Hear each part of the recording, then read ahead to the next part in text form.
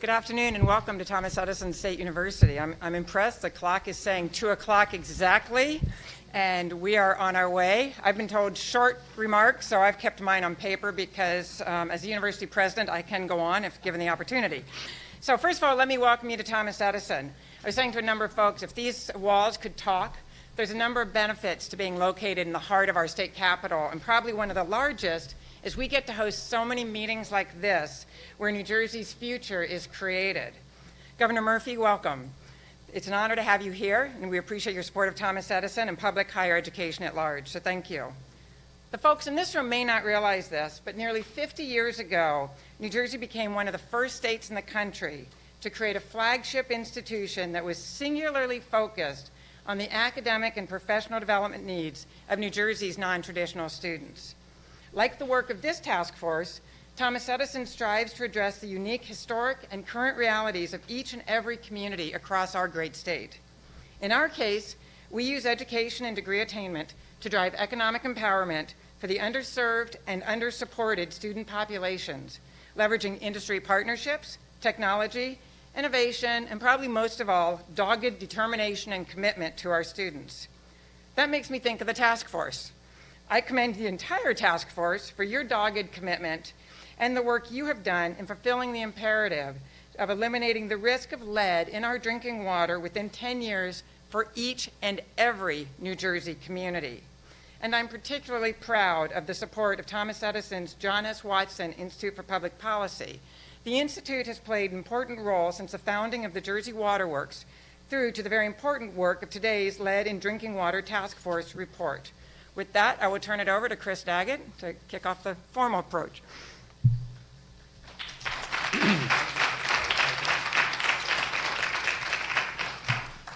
So good afternoon, everybody, and thank you, Dr. Hancock, for not only the introduction, but for the hospitality here at Thomas Edison State University. We appreciate you sharing this room. It's a great room. It's always been a great place to convene. I also want to acknowledge the 30 experts from water utilities, community organizations, and all levels of government, as well as academics and scientists who served as task force members. We have several members in attendance today. If you just raise your hand, I'm not going to try to, I was afraid I would not get everybody, so you see there's 6 or 7 folks here. I'd also like to acknowledge Catherine McCabe, the Commissioner of the New Jersey Department of Environmental Protection, and Joe Fiordaliso, the President of the Board of Public Utilities. And finally, I want to acknowledge the Fund for New Jersey, whose generous support made this project possible. The fund is committing its resources to advance a lead-free New Jersey that addresses lead poisoning from all sources. Kiki Jameson is here, who's the president, and thank you very much, Kiki. Yeah, there you are over on the side. Thank you. A few key points about the report. That was prepared under the auspices of Jersey Water Works, which is a 500-member statewide collaborative that supports investment in sustainable, cost-effective solutions to strengthen New Jersey's water infrastructure. Staff support was provided by New Jersey Future, particularly Gary Brune and Chris Stern. Our report builds on the 2018 New Jersey Lead Poisoning Prevention Action Plan that was completed by Green and Healthy Homes Initiative. We believe that this particular task force just completed is the first task force in the nation that was organized by a nonprofit organization engaging state agencies to examine this issue. And finally, I should mention that participation by task force members doesn't necessarily mean, or constitute rather, individual or organizational endorsement of every single recommendation. The state and federal government representatives took part to help inform the discussions and ensure technical accuracy. Their participation does not constitute individual or organizational endorsement of every one of the recommendations. So for every person in New Jersey to reach their full potential, they must live in a safe, healthy environment. The dangers of lead exposure have been known for decades, but it's still a major health risk, particularly to young children and pregnant women. The greatest health impact, some 60%, is from lead paint, while lead in drinking water is about 20%. However, that 20% can rise to as much as 60%, particularly for infants who are fed formula made with lead-contaminated water. Most New Jerseyans take the quality of their tap water for granted, and that is well-founded. The one stubborn exception is lead. The water from our treatment plants is virtually lead-free. However, from the street to buildings, lead often leaches from pipes and plumbing into drinking water. This is true in towns across the whole country. The crisis in Flint, Michigan was a wake-up call. And closer to home, of course, we've watched Newark residents struggle with uncertainty about their tap water. The story of Newark reinforced 3 key points. First, water chemistry, including lead in drinking water, is a tricky and complicated balancing act. A change in one measure can inadvertently trigger other serious problems, and that was certainly the case with Newark. The second is that wrestling with multiple water problems in an aging water system is just no easy task, and I think we all owe a debt of gratitude to all the people who work in these water facilities across the state who have to do this and deal with it every day. And the third is that fact-based, comprehensive, and open communications are essential to public support. Though lead in drinking water is particularly concentrated in New Jersey's urban areas like Newark, the scope of the problem is statewide. There are some 582 public community water systems in New Jersey, which may be investor or government owned. Of that number, at least 104, serving 57% of the state population, have known or suspected lead service lines. So how do we know where to look? The age of housing stock is the best place to start. Homes built before World War II likely have lead plumbing. Homes built before 1986 may have lead pipes and or lead solder. And in 1986, Congress banned lead from pipes and solder. So it's time to take on this problem once and for all. While we are heartened to see gubernatorial and legislative initiatives beginning to be proposed and moving forward, now is the time to come together with a coordinated, comprehensive solution. That was the spirit in which this collaborative effort took place. Task force discussions started in December of 2018. The 19 recommendations highlighted in this report are practical, they're cost-effective, they're equitable, and they're permanent. Together, this comprehensive package would virtually eliminate lead in drinking water in 10 years. While lead in drinking water is one of several major infrastructure issues facing New Jersey with respect to water, we are mindful that there are others of real importance, such as the need to address combined sewers in the 21 towns affected by them, particularly during storm events, and the issue of leaking water pipes through which, believe it or not, we waste as much as 20% of our clean, treated drinking water annually. Those issues also must be addressed, and again, we need a comprehensive plan to address all of our water infrastructure needs. So now to the report. The 19 specific recommendations in this report are grouped in 5 major areas. First, a state-level campaign for a lead-free New Jersey. To draw full attention to this issue, we begin by recommending that the governor declare lead as a public health threat and that he appoint a lead ombudsman in the governor's office to coordinate the 5 cabinet departments with responsibility for various aspects of lead. In other words, let's take a holistic approach that addresses all forms of lead exposure, including water, paint, and soil. Second, lead service lines replacement. Lead service lines account for about 50 to 75% of lead exposure from water. We recommend that lead service line inventories be completed within 2 years, with annual updates thereafter, and with results being made public. We recommend the disclosure of lead service lines and lead plumbing, as well as lead paint and lead contaminated soil at home sales and rentals. We recommend the permanent removal of all lead service lines within 10 years. We recommend that water utilities offer property owners replacement of the portion of the line under their property at no cost, wherever the utility is replacing water mains or rehabilitating or replacing utility-owned lead service lines. To ensure widespread lead service line replacement, we recommend that there be local or state penalties for noncompliance and that utility replacement be authorized without property owner permission. Why these measures?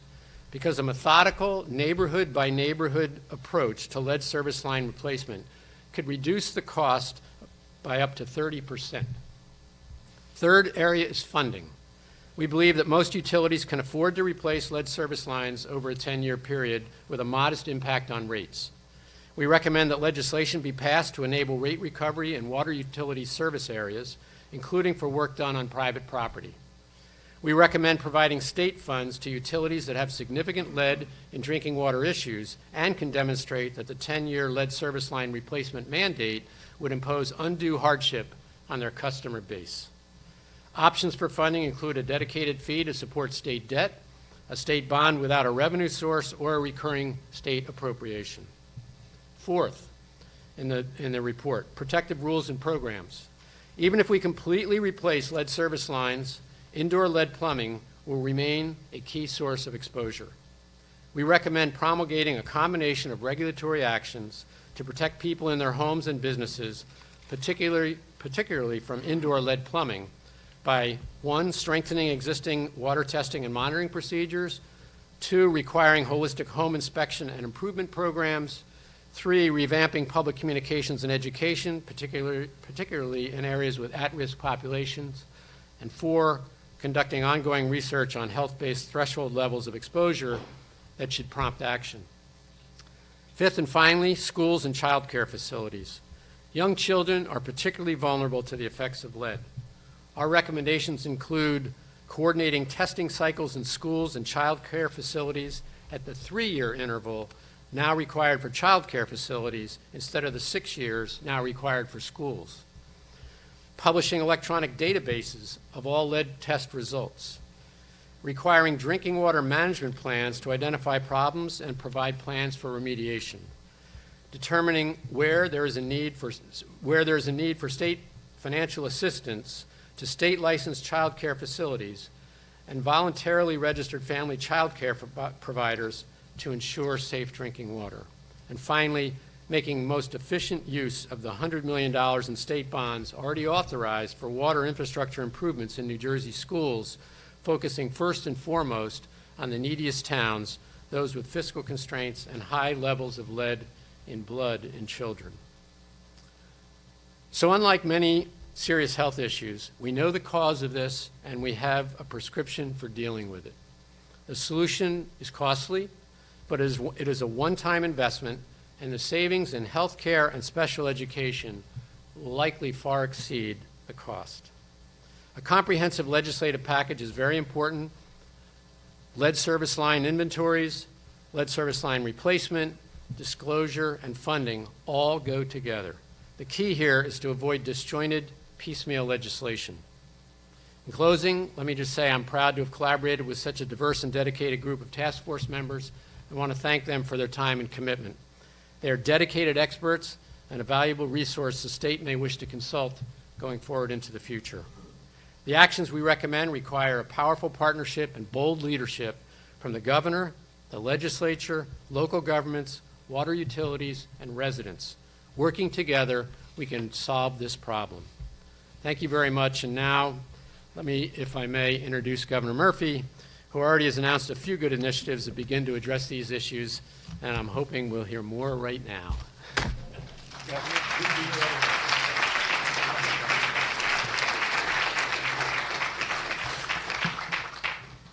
That's a tough act to follow. Good afternoon, everybody. I should say, given we're in a university, Madam President, good afternoon, class. Thank you so much, everybody. Thank you, Chris, for your remarks, for your leadership, for your introduction. Thank you, Dr. Hancock, for your remarks and your leadership at this extraordinarily important university. I want to say, let me also thank New Jersey Future, who, as usual, have done an extraordinary job, and to Jersey Waterworks, Lead and Drinking Water Task Force, in particular to Chairman Chris Daggett and everyone who played a part in this report's creation. And I similarly thank you all for putting forward the ideas we need to have out in the public sphere. They've already been acknowledged. I missed where Kiki was. Where are you, Kiki? Kiki's here. Thank you for your leadership. And Joe and Catherine in particular in our cabinet as well are doing an extraordinary job. I've got a whole lineup of my colleagues here, but I want to particularly shout out Joe, who runs the Board of Public Utilities, and Catherine, who is our Commissioner of the Department of Environmental Protection. In 2019, it is unacceptable that children are still poisoned by exposure to lead. And it's not just from water. Most children who are exposed to lead, in fact, are exposed in their homes where they eat, sleep, and play. We know what the sources of exposure are, and we know how to eliminate them. The harms of lead exposure are widely documented, and I think, again, Chris did an extraordinary job laying that out. In a child, it can cause lifelong damage, impacting brain and neurological development. Children with lead poisoning are more likely to require additional health care and special education supports.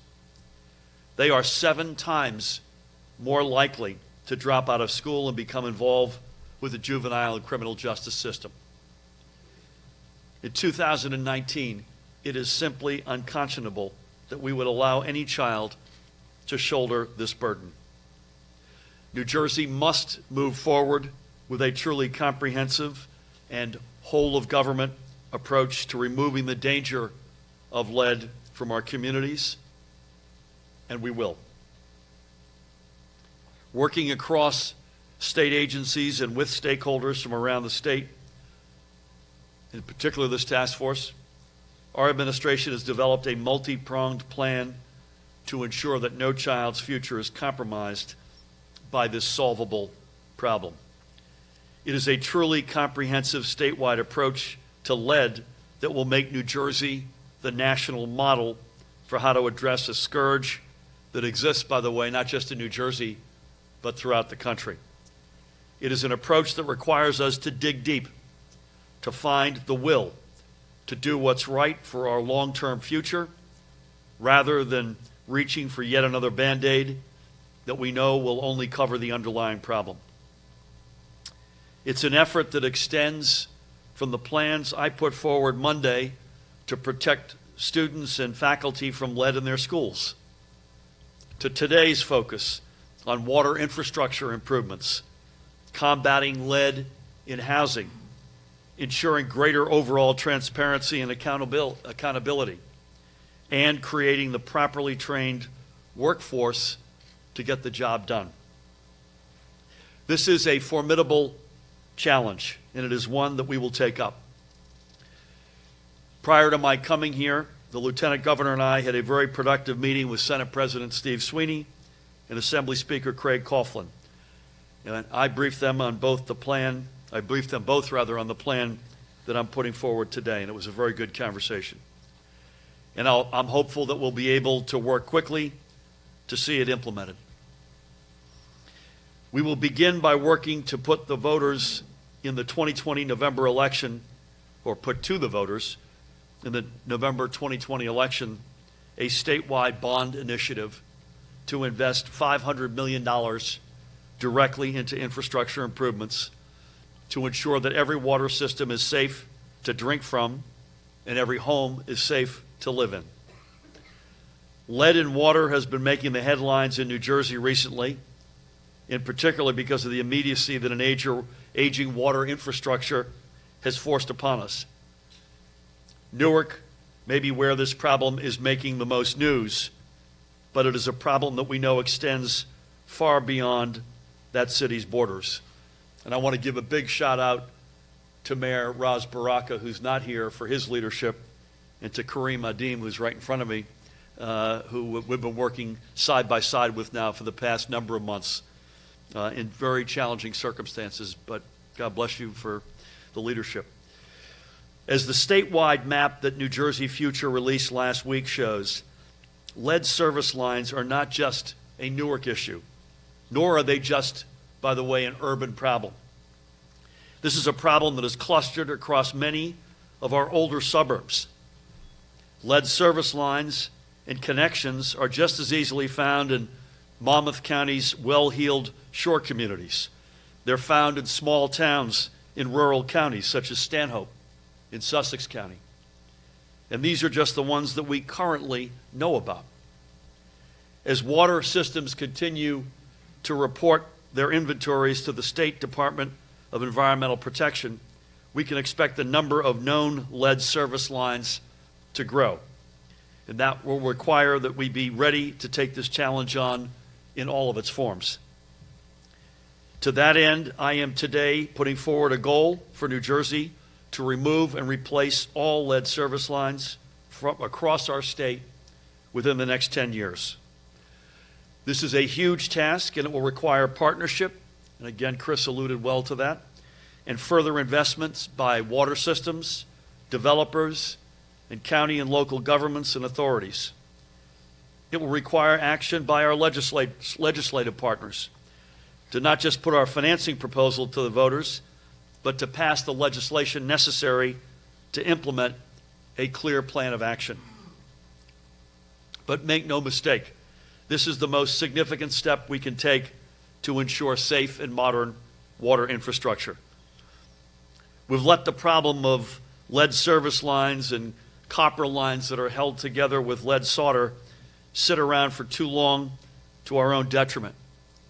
It's a problem that's been handed to us by years, and in some cases, by generations of inaction.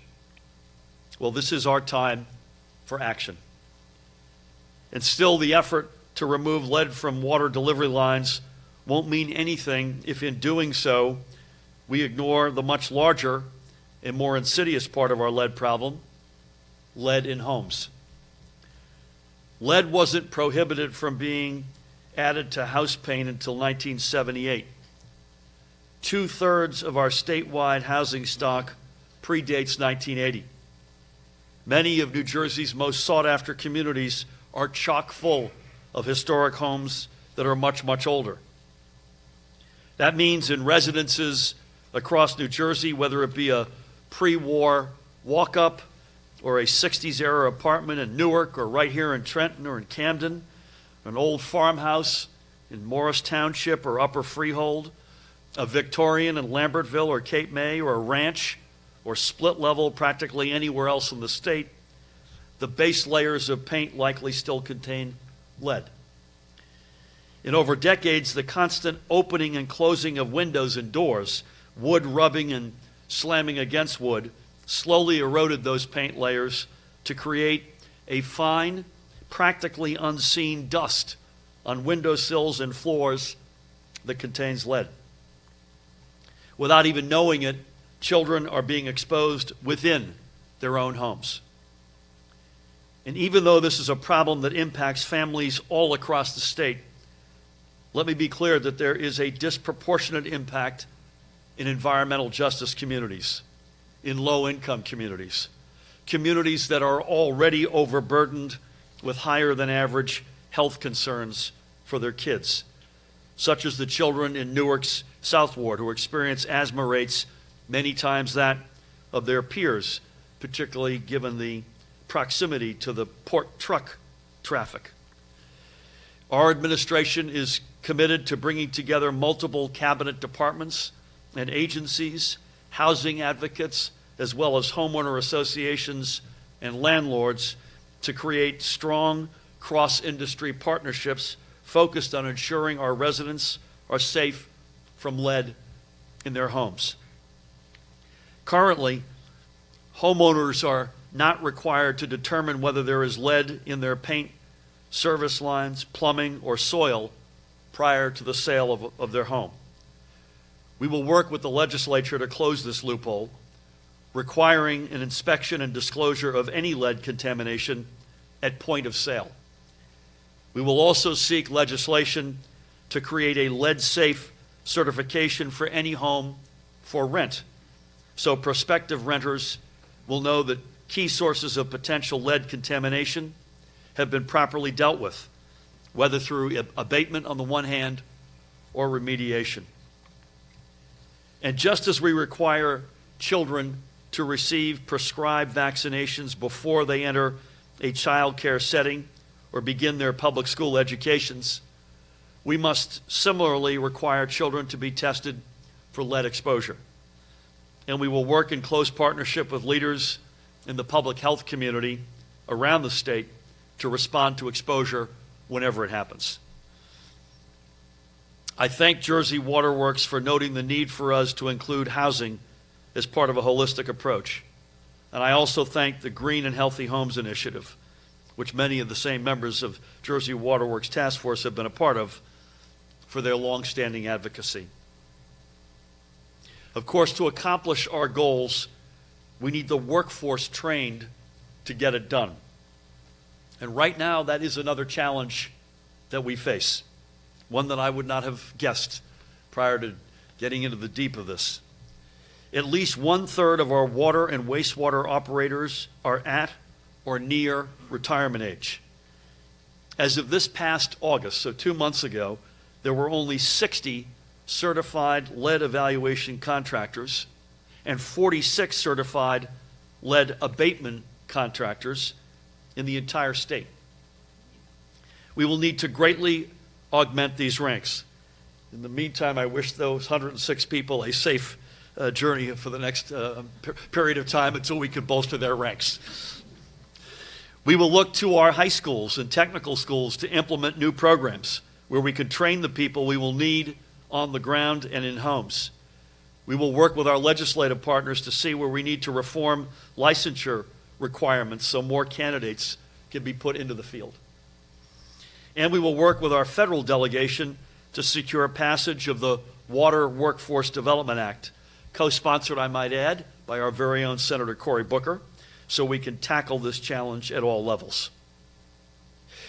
We need to find the political will to put every tool at our disposal and to ensure a more targeted deployment of our resources to protect children and families, ensure healthy communities, and create a future where the effects of lead are a thing of the past.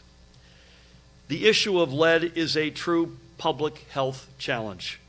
We must work across our administration and across organizations to ensure we not only are taking the proper preventative measures, but to support those children and families currently impacted by lead. We must do this, and as I said, it's a matter of finding our political will to do what's right, not just for this generation of New Jerseyans, but those generations to come. Lead in our water and lead in our homes is a problem that was built over decades, and as I said, in some cases, more than a century, and it will not be easily removed. Lead contamination is a widespread issue, not just in New Jersey, but as I've already mentioned, around the country. The dangers of lead are hard felt and irreversible. It is time for us to ensure that New Jerseyans are safe from lead exposure and the generations to come remain safe. Every lead service line we replace is a step forward. Every home we can ensure is lead safe is a step forward. Today, New Jersey Future and Jersey Waterworks put forward a great roadmap, and I'm proud that our administration is walking along that same path. Congratulations again, and thank you to Chris, to everybody who was on the task force, to the staff that did such a great job, for your great work. Thank you all very much, and we'll take a few questions. You want to join me, Chris? Thank you, folks. Thank you, man. Appreciate it. Please. Governor, could you explain how you came up with the $500 million figure? There are estimates that say it would cost $2 billion just to replace the lead pipes alone. You're talking about lead paint and lead service lines. Is $500 million going to be enough? How do you come up with that? We believe so. We had this very conversation with the Speaker and the Senate President. When you combine what money is already available through the DEP, the Infrastructure Bank, federal money, when you combine the fact that you've got a lot of investor-owned utilities, as I mentioned, we will support the legislature putting forward the ability of those investor-owned utilities to, we hope, a modest impact on the ratepayer to put replacement into their rate base, that combination is enough. I have to say I'm not married to the number if given evidence to the contrary, but our team feels pretty confident that that is the right number to leverage all those other resources. Charlie. Governor, why did you not accept the recommendation for an executive act or executive order, as the Jersey Works said? I mean, it seemed to be a point of that would be declare this as a top priority for the state and act as sort of a organizing principle for not only administration but for the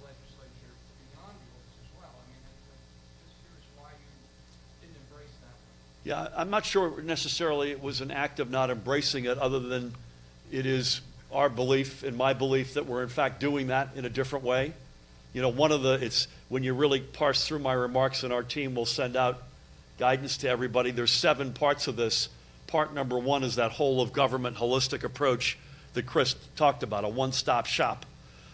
We think we could do that effectively in substance in a way that the task force had recommended in their own light.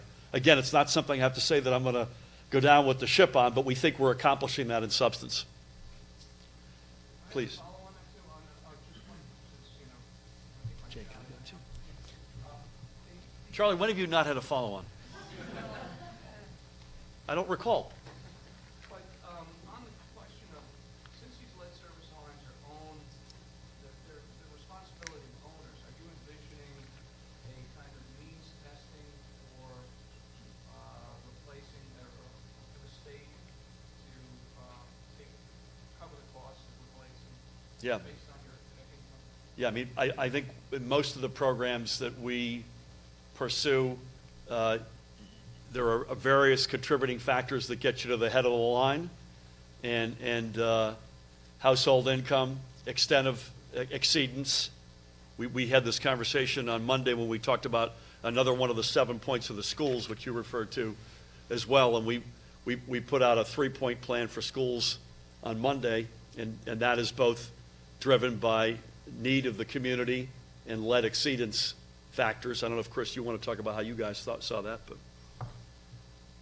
In terms of the people Yeah, affording I think it. more priorities, Yeah, because we're ultimately going to get to everybody. But The question is I in think what if we order. get, but if, I think if you have a small increase in the rates, you don't necessarily have to have the means test. You could just do the work. So I don't know that it's required. Remember, the cost of doing this on average is somewhere between $5,000 and $6,700. So it's not a huge cost. And I don't know that we need to do a means test if we had a small rate increase. But I think that just will get worked out as the process goes forward. We had one here, please. Robin Vaughn, I'm a city council representative here in the city of Trenton. Hi, Robin, how are you? Thank you all. I thought that was a press badge on you there, sorry. The members of the press will be very upset I didn't give them a first shot here, so you and I will do this together. Mayor Reed, here today. But nonetheless, I'm here just to ask primarily around funding. We hear a lot about making certain that we produce clean and high-quality water, but we don't talk enough about how we're going to finance that over time. And of course, Trenton is a fiscally distressed city. We're under 2 ACOs, administrative consent orders, as well as an MOU. And funding is something that's very hard to come Yep. by. We hear just last week, President Trump just signed on a bill that our senator introduced $100 million coming into our city and some coming to the state. And I'm just curious to know, will Trenton Waterworks for the city of Trenton, will see any of that money allocated to help support some of the infrastructure build out here in the city of Trenton? The answer has to be absolutely yes. So the extent I can't comment on, because I don't know how the math works out across the state, but in addition to the federal money, you've heard me today say that we're endorsing a referendum to raise $500 million through a general obligation bond. There's another $100 million of a bond that was approved last year that I hope we can float in early next year that is dedicated to lead in schools. That's a good start. And Trenton, with one of the, as you know better than I, one of the oldest water infrastructure realities in the state, will clearly be a beneficiary of all of that. So thank you. Please. So just so I'm clear, how does this $500 million work with the rating? There would also be a rate increase on top of Yeah, so. private utilities? So we're talking about two different things here. The $500 million is not directed to the investor-owned utilities. That's the local, that's the Trenton Real, whatever it might be. The point that Chris made about rate base is for the investor-owned utilities, and that's a separate reality. But we need legislation for that, though, so they have to have legislation. Joe knows this as the president of the Board of Public Utilities better than any of us. We need legislation to allow that to happen. Thank you. So just to clarify, the $500 million, will that be allocated to help support some of the infrastructure build out here in the city of Trenton? The answer has to be absolutely yes. So the point that Chris made about rate base is for the investor-owned utilities, and that's a separate reality. But we need legislation to allow that to happen. Dave? Governor, Assemblyman Bramnick's law firm website states that he's been defending somebody accused of, This is not only off topic, this is way off topic, right? Yeah. he said that he would seek to discredit the accuser. I wanted to get your reaction to that. Listen, David, I only saw the article. I've not gone on the website. But if that's true, it's disgusting and unacceptable. You know, we spend a state on, by the way, this is not a question whether or not somebody's not allowed to have representation. This is America. Everybody's allowed to have representation. But we spend so much of our energy to make New Jersey the survivor state. To see that, it's taken my breath away. And I think, again, I haven't seen the website itself. I saw the article that referred to it. But if it's true, he has to explain himself, because that is way out of line. Dustin? 10 years is the plan for not full replacement. What mechanism will be in place to ensure that gets done? One of the recommendations in the report that I didn't hear you talk about was lowering the action level for the amount of lead that's in water down from 15 parts per billion. So where do you stand on that? Because as you know, there's no safe amount of lead Correct. in the water. Yeah. So we have a 15 parts per billion level. So and I think that's for testing kids, it's down to 5. Is that right, Jane? For blood, right? There's blood, and the blood there's water. Yeah, the water level is 15, and the blood level is 5 parts per billion. Was that your conclusion? Yeah, there's another, but it is a different test for blood than it is for the water.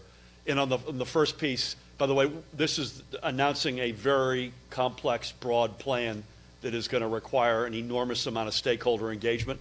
So the extent to which I can give you a complete answer on how we're going to enforce this, I probably can't give you that whole answer today, but promise you it will be enforced. Yeah, I think, let me just add to it, I think our attitude is let it be driven by the science.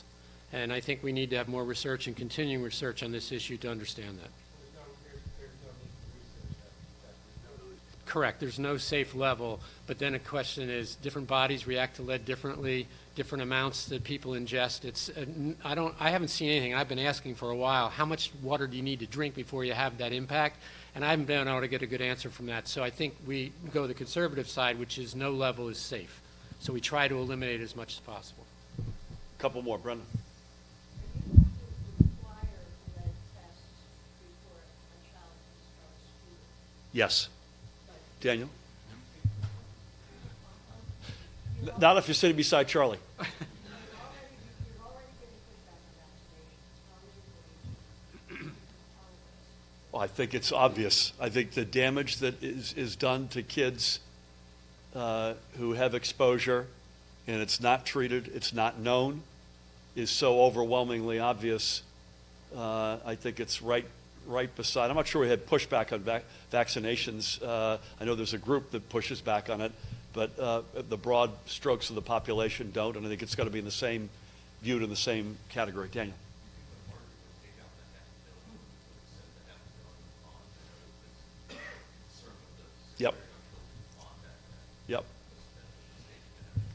Yep. So the answer is we've done our homework, and as best as I can say, and I think I give credit to our Treasury team that's been very much aggressively managing our outstanding indebtedness. We believe we are still well within the range of our capabilities and our current ratings. Please. I've certainly heard complaints about lack of resources from DOH, to programs for children who test positive for elevated levels of blood. How much money do you think we need to go towards DOH or DCA or children's families to create an infrastructure that will support helping children test? I found that elevated. I don't know an exact number, honestly, but we will do what it takes. Michael, maybe we're going to wrap up with you. This idea of an increase in water rates to help pay for this, how significant an increase like that would have to be? Again, these are for investor-owned utilities. I don't have a number. I'm not sure you guys had. Yeah. But we don't think it's going to be that big. Yeah, I think Chris is saying he doesn't think it's a big number. We'll come back to you with a more precise answer. Part of the issue, and Catherine knows this better than anybody, is there was a registry that was discontinued in 2015 under the prior administration. And if that weren't enough, the inventory, and the amount of actual lead service lines is still, the range is still very wide. And that's a contributing factor here. So part of our 7-point proposal is getting a complete handle on the inventory, and literally how many of these exist. And that's an important part of this. Again, I want to thank Chris and the task force. I want to thank the university for hosting us. To each and every one of you who care deeply about this. This is a big, multi-headed challenge. We are up to it. It requires will, and it requires not just a whole of government approach, but a whole of society approach at all levels. So there are lots of advocates, organized laborers in the room. There are leaders from all different walks of life in this state, and it means a lot that you're here. We're going to need you with us on this journey. And we appreciate very much your coming out today. Thank you. You good with that? Well done. Yeah, likewise, too.